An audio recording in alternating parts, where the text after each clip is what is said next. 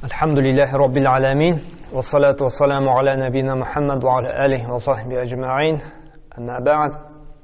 Barcha maqtau hamd sanalar bizni yo'qdan bor qilib, bik ko'p ne'matlar berib turuvchi, o'sha alamlar bilan idoya aytib turuvchi Rabbimiz Alloh taolaga tegishli.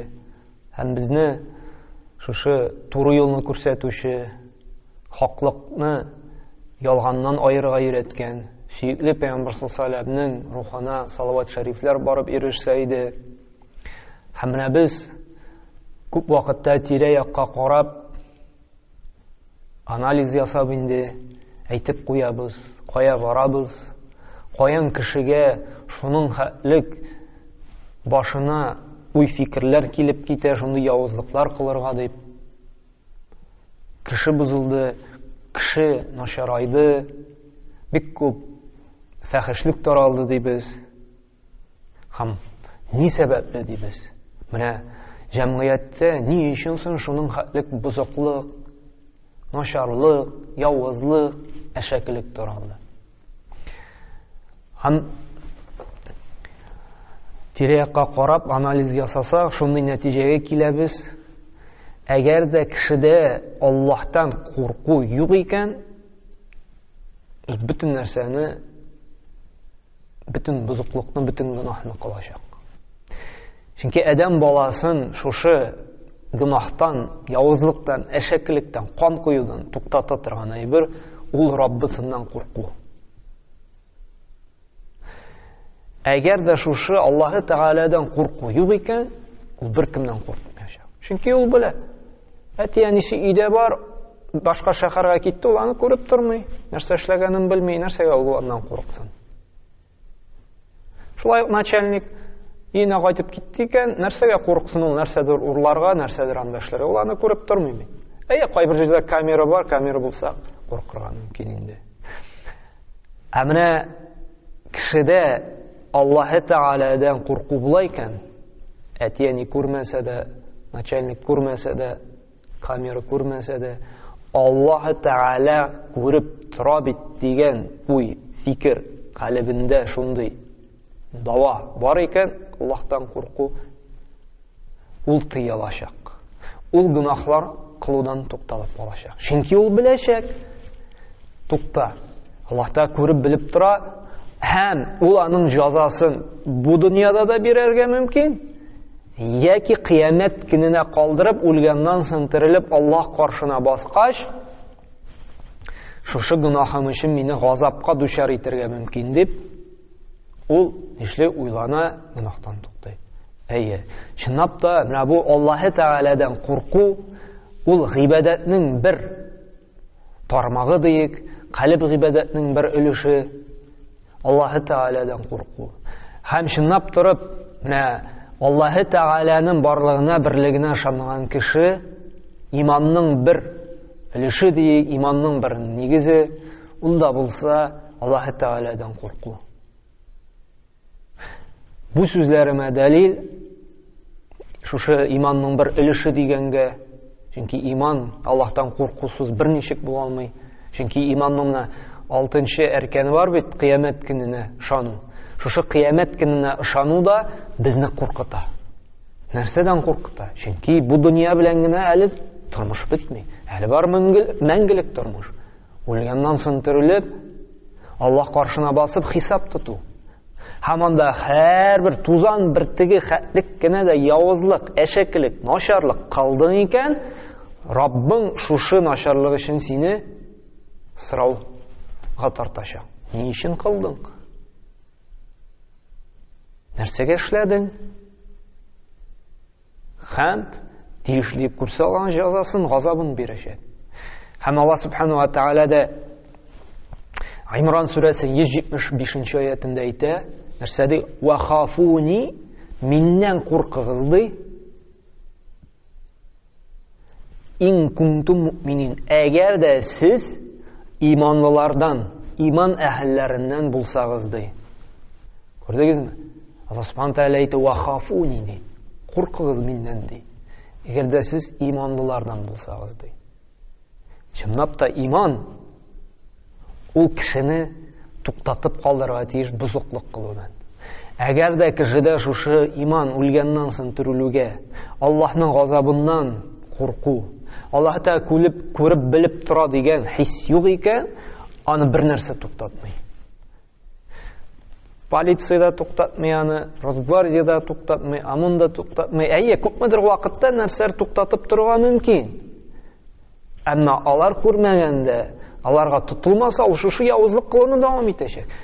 Шуңа күрә җәмгыятьтә менә шушы бузыклыкны, криминалны, начарлыкны туктатуның иң зур файда китерә нәрсә? Иман.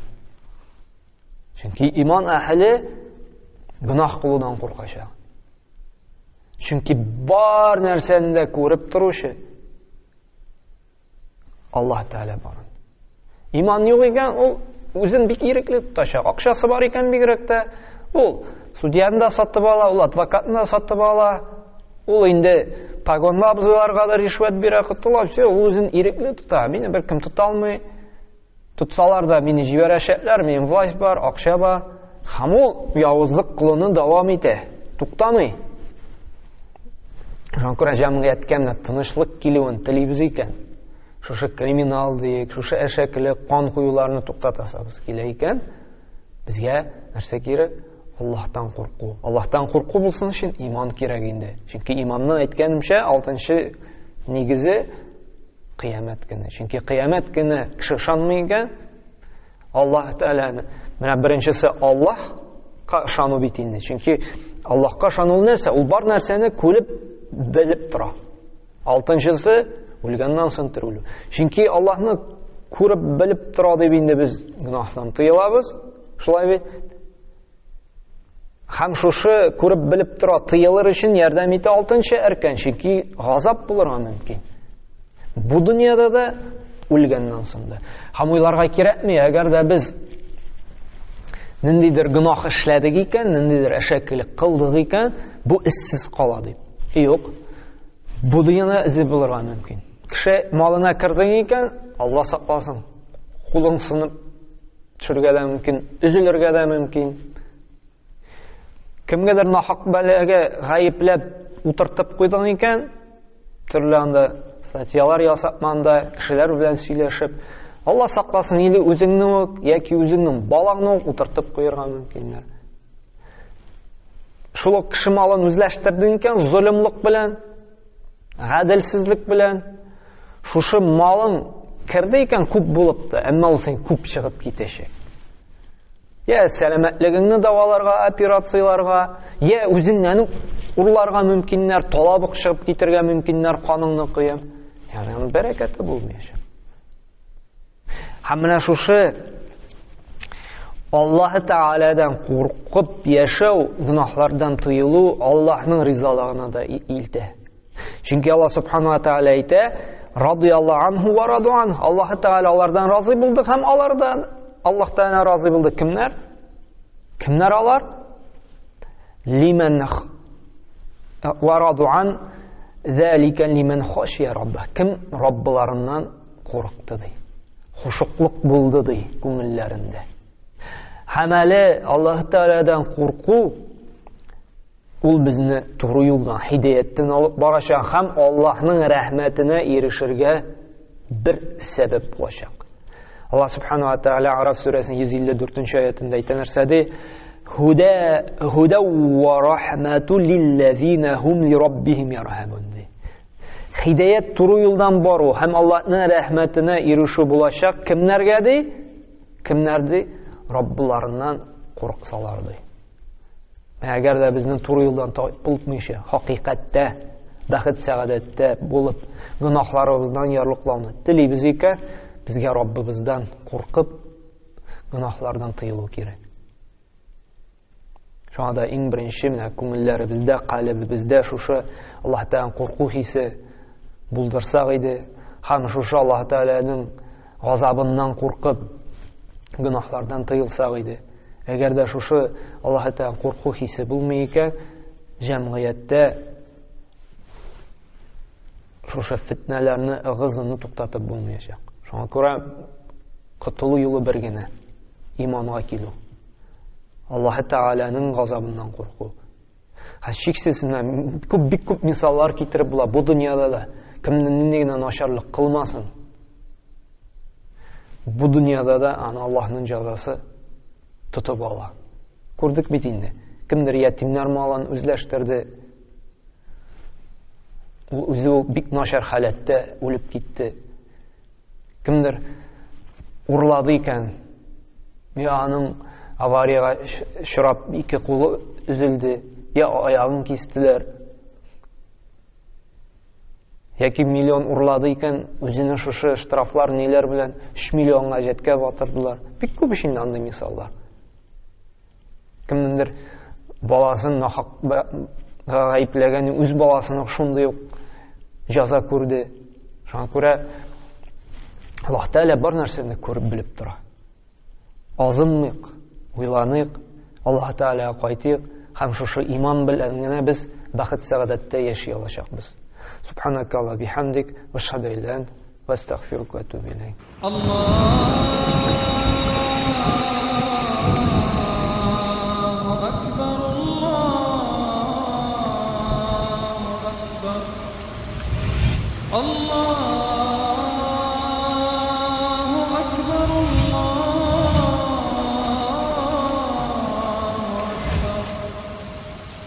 أشهد أن لا إله إلا الله أشهد أن لا إله إلا الله أشهد أن محمدا رسول